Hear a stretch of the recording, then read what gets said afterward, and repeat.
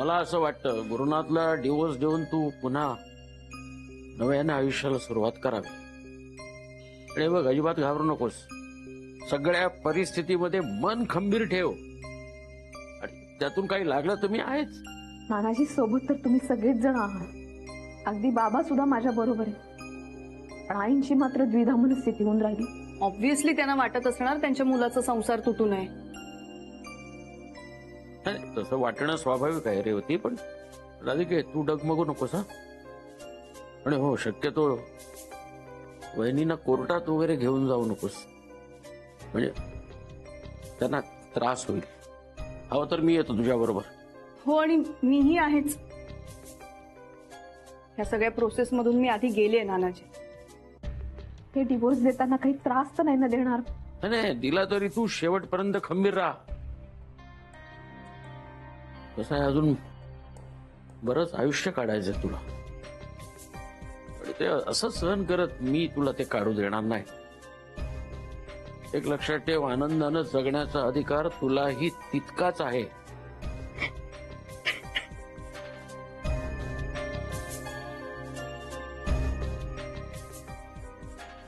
राधिका, रडतेस काय? रडू नकोस राधिका, तू योग्य निर्णय घेतेस बाळा. माझी खूप कोंडी होतीये नानीजी. पहा ना त्यांचं कसं असतं. जोडायला वर्षानुवर्ष लागतात आणि नातं तोडायला एक सही सुद्धा पुरेशी असते.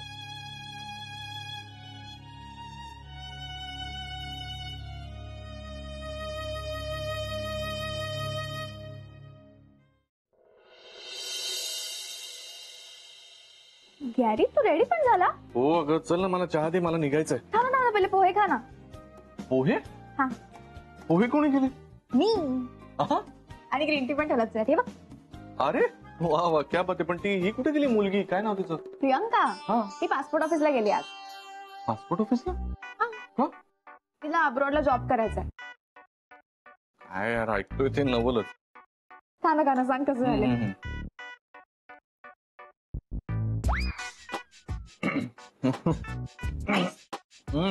छान, पण काय झालं?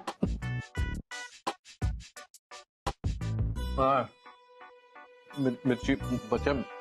हा झाले छान, पण नेक्स्ट टाइम जरा मिरच्या कमी टाका, थोडं तिखट झालेत. ठीक आहे, नेक्स्ट टाइम दुसरीकडनं मागवते. दुसरीकडनं मागवते म्हणजे? म्हणजे मी पोहे ऍक्च्युली बाहेरनं मागवले होते आणि त्यांना सांगितलं होतं स्पायसी करा, तुला आवडतं म्हणून. ओ गॉड, सो क्यूट बच्चा, तू अशी कशी क्यूट. पण हे काय एवढं पोहे, ग्रीन टी?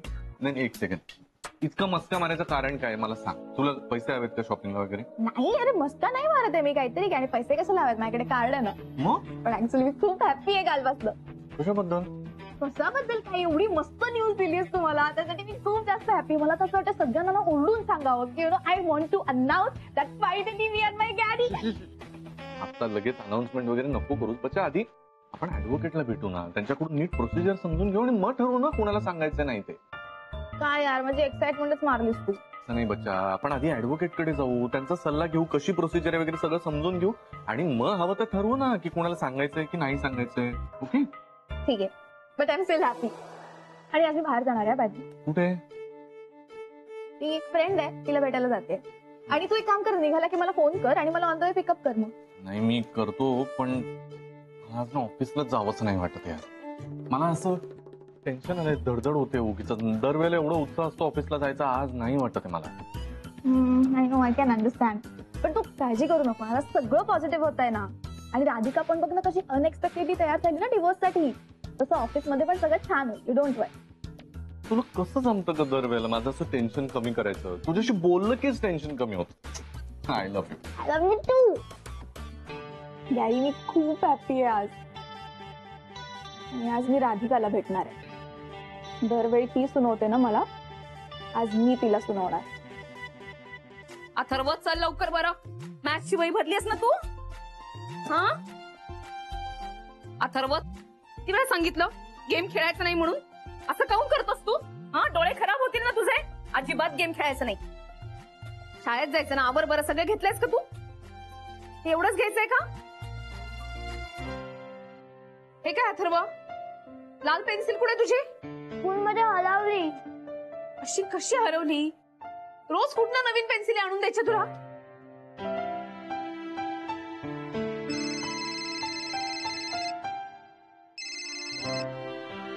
हॅलो.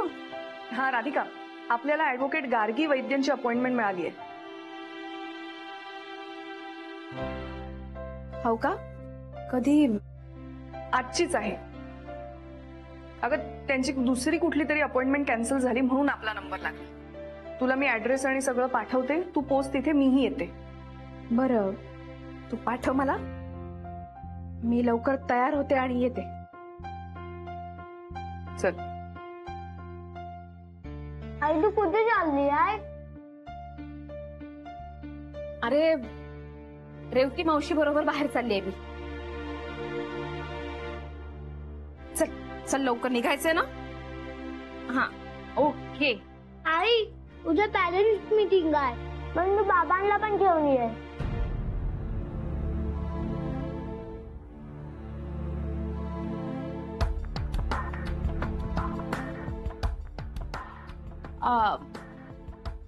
बर बाबा, मी याला सोडायला जाते. नाही नाही नको, मी जातो सोडायला त्याला. त्याला येतो. हो बाबा, ते रेवतीचा फोन होता. ऍडव्होकेट गार्गी वैद्यांची अपॉइंटमेंट मिळाली आहे. मग मी भेटून येते त्यांना आज. चालेल. मला यायची गरज आहे का? राधिका, एकदा विचार कर ना, खरंच याची गरज आहे का? कसली? बाबा अगं कितीदा सांगायचं हिला, परत तेच तेच. बाबा, अथर्व तू जा बरं. नेहा तयार आहे का पाहुणे, आणि तिला घेऊन खाली जा. हा चल चल, मी आलो, विचार मी येत. हा? राधिका, तू गुरुनाथ सोबत घटस्फोट घेतल्यानंतर आमच्याशी काही संबंध नाही राहणार ना? आपला आडनाव तर टाकून देशील. आमच्या बरोबर तुला काहीच नातं नाही राहणार. आई, तुम्ही कायच्या काही काय बोलून राहिलात? मी नातं यांच्या बरोबर तोडून राहिले, तुमच्या बरोबर नाही. तू आमच्यापासून दूर जाणार ना. तू आमच्याशी काही संबंध नाही ठेवणार ना, राधिका. आम्ही कसे राहू? आई, आई तुम्ही आता रडू नका बरं. ऐका ना आई, हे बघ, मी तुमची मुलगी आहे ना. हा, मग मला सांगा, मुलगी कधी आई वडिलांना सोडून जाते का? आईचं आणि मुलीचं नातं तुटतं का? आणि आई, नाती काही नावावरती जोडलेली असतात का? ही मनानं जोडली जातात ना. मग आई, मी तुम्हाला सोडून कुठेही जाणार नाही. तुमच्या अथर्वला त्याचे आजी आजोबा हवेत, मला माझे आई बाबा हवेत. तुम्ही काळजी नका करू, मी तुम्हाला कुठेही सोडून जाणार नाहीये. ऐकलंस? बघितलंस किती उदात्त संस्कार आहे हिच्यावर. सरिता, आपण तिच्यापासून आणि ती आपल्यापासून दूर नाही राहू शकत कधी. सुनबाई अगदी 100% खरं बोलले. आणि बेटा, जोपर्यंत आम्ही जिवंत आहो ना, तोपर्यंत आम्ही तुझ्यासोबत राहू.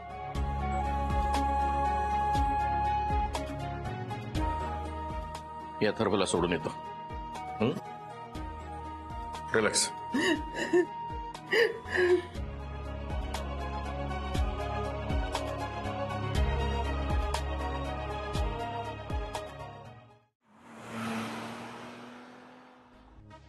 हाय Radhika, this is Piyu. Thank you so much Radhika, आणि कॉंग्रॅट्स. घे. मला काऊन?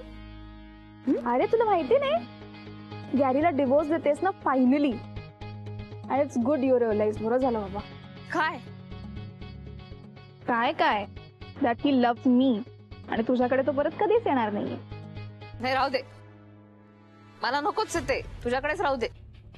हा, पण आमच्या आईंची एक इच्छा आहे, तुझ्यासारख्या आईत खाऊ फक्त पैशासाठी हापापलेल्या मुलीपासनं यांची सुटका व्हावी. नाही, माझं काहीच म्हणणं नाहीये, असं आईंना वाटून राहील. उगाच काहीतरी बोलू नकोस. मी गॅरीकडे पैशांसाठी राहत नाही. आय लव्ह हिम म्हणून मी त्याच्यासोबत आहे आणि मी त्याला कधीच सोडणार नाहीये आणि तुझ्याकडे तो येणार नाहीये आता. प्लीज लक्षात ठेव. नाही नाही, ती वेळ माझ्यावरती न आलेलीच बरी. पण पहा ना यांच्यावरती काय वेळ आली होती. यांना मदतीसाठी माझ्याकडेच यायला लागलं. परिस्थितीनं झुकवलंच शेवटी. ठीक आहे, but just this one time. यानंतर तो तुझ्याकडे मदत मागायलाही येणार नाहीये. आणि मी का गप्पा मारते तुझ्याशी? मी हे द्यायला आले होते फक्त. Thank you so much. बाय. एक मिनिट शन्या, तुला मी अशीच सोडणार नाहीये. तुझ्या बरोबरचे बरेच हिशेब बाकी आहेत अजून. सगळेच चुकते करणार. आणि एक ना एक दिवस तुला माझ्या ऑफिसची टेबल पुसायला लावणार. आणि हा दिवस बघण्यासाठी मी काहीही करू शकते. Let's see. तुझं हे ड्रीम नाही पूर्ण होणार. हे बोलताना तुझ्या चेहऱ्यावरती 12 वाजलेत ते पहा पहिले. घे आणि हे घे. घे आणि एक लक्षात ठेव, पुन्हा गुलमोहरच्या परिसरात दिसायचं नाही. दिसलीस ना तर तंगड तोडेन तुझं. काळजी घे.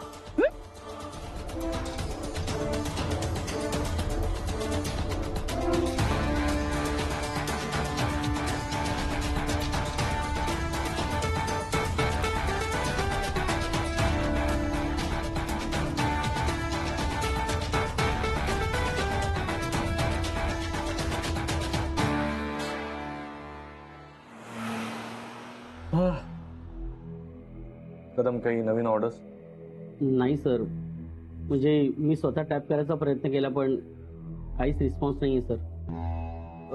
सर तुम्ही राधिका मसाल्यामध्ये गेले होतात ना, तिकडे काय झालं? म्हणजे आपल्या कामाचं काही झालं का? कसं काय? उलट मी गेलो आणि काय सर? नाही, काही नाही. मे आय कम इन सर? हा, ये. काय रे? सर ऍक्च्युली थोडं बोलायचं होतं. काय? बोल. अरे बोला ना. सर आम्ही आमचे राजीनामे द्यायला आलोय.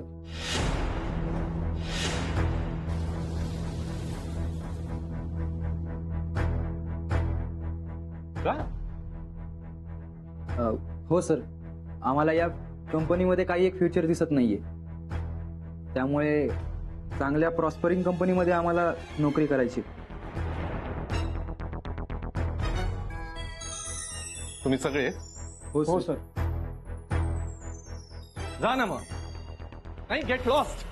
निघा आता. मलाही काही गरज नाही आहे तुमची. कंपनीने तर नाहीच नाही. ते स्वतःचं काम धड नाही करतायत आणि इथे राजीनामा घेऊन येता थोबाड वर करून लाज नाही वाटत? सॉरी सर, पण कामाच्या बाबतीत शनाया मॅडम पण. काय शनाया मॅडमचं काय? काय ती काम करत ना? ती तुम्हाला सिनियर होती, लक्षात ठेवा. आणि तुम्ही तिच्याबरोबर कंपॅरिझन करूच नका स्वतःचा. अरे सर प्लीज प्लीज सर, काम डाऊन. मी बोलतो त्यांच्याशी. आणि तुम्ही रे, नोकरी सोडण्यापूर्वी 1 महिना आधी नोटीस द्यावी लागते. आणि अशा वेळी जेव्हा सरांना कंपनीला तुमची गरज आहे, अशा वेळी तुम्ही राजीनामे देताय. नोकऱ्या काय रस्त्यावर पडलेल्या नाही आहेत. लॉयल्टी डेडिकेशन काही आहे की नाही? अरे आज आपला काळ वाईट आहे, उद्या चांगला काळ येईल. जा आपापल्या जागेवर जाऊन बसा. नाही, सस्पेंड करा ना यांना. हे घ्या तुमचे राजीनामे. हा नाही, एनिवे थांबायची इच्छा नाहीच आहे ना. प्लीज सस्पेंड करून टाका सगळ्यांना. प्लीज सर शांत व्हा. हे घ्या प्लीज. सर आणखीन एक ब्रेकिंग न्यूज द्यायचे का मीडियाला? आधीच हात धुवून मागे लागलेत ते. आत्ताचे डिसिजन घेऊ नका सर.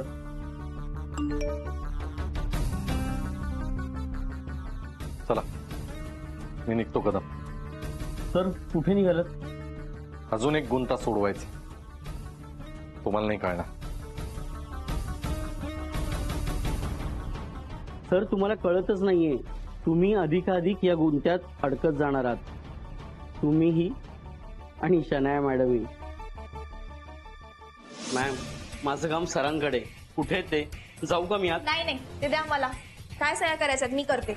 अहो मॅडम, तुम्ही कशा सहाय्य करणार? तेवढी अथॉरिटी आहे मला. कुठे सह्या करायच्या तेवढं सांगा फक्त.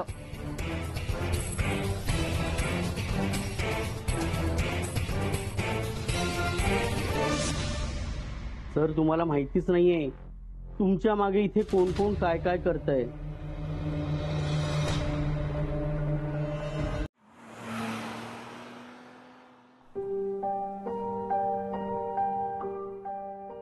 गार्गी मॅम,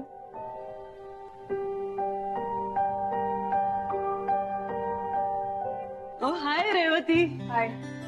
ही राधिका सुभेदार. नमस्कार. अगं या ना, बसा बसा. Nice to meet you Radhika. Same here. रेवतीने मला तुझ्या केस बद्दल,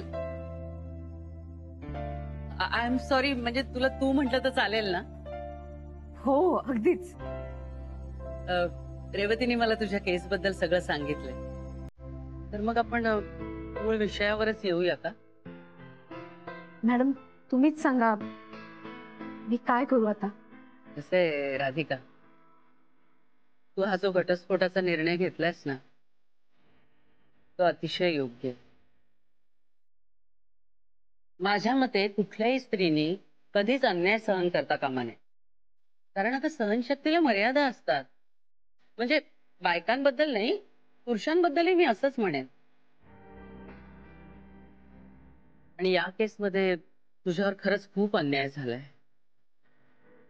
तुझा मानसिक छळ झालाय. तुझा मुलगा अथर्व. हा अथर्व. तर या सगळ्यामध्ये त्याचा काहीच दोष नसताना त्याची खूपच ओढाताण झाली आहे.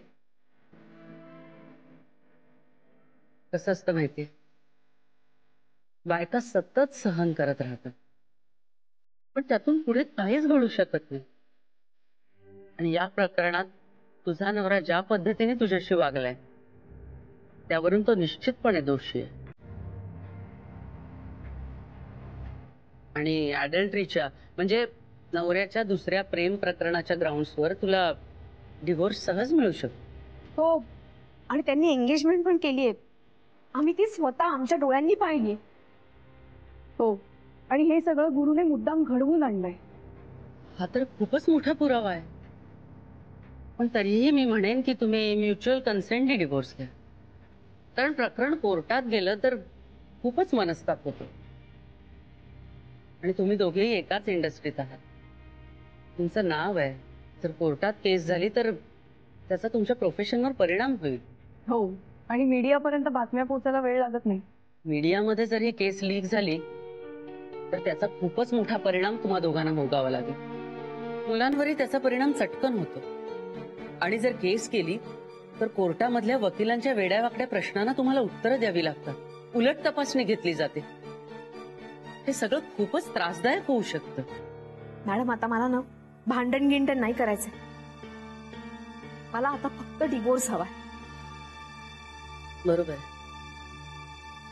आय होप मिस्टर सुभेदार सुद्धा सेन्सिबली वागतील आणि त्यांचे वकील सुद्धा त्यांना योग्य तो सल्ला देतील.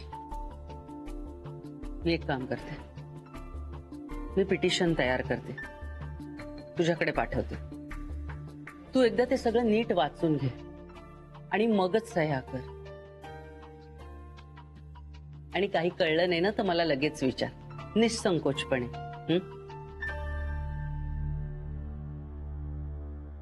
एक मिनिट राधिका, पुन्हा एकदा विचार कर. तुला डिव्होर्स हवाच आहे का? आत्ताच म्हणालीस ना नवऱ्याशी काही संबंध नाही म्हणून, आणि नाव मात्र त्याच लावतेस. विसरू नकोस राधिका, अजूनही तू सुभेदारच आहेस. मिसेस राधिका सुभेदार, आता तुझा आणि माझा संबंध कायमचा संपला. Goodbye for ever.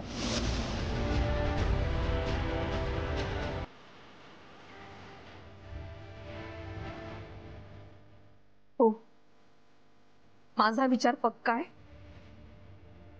मला डिवोर्स हवाय.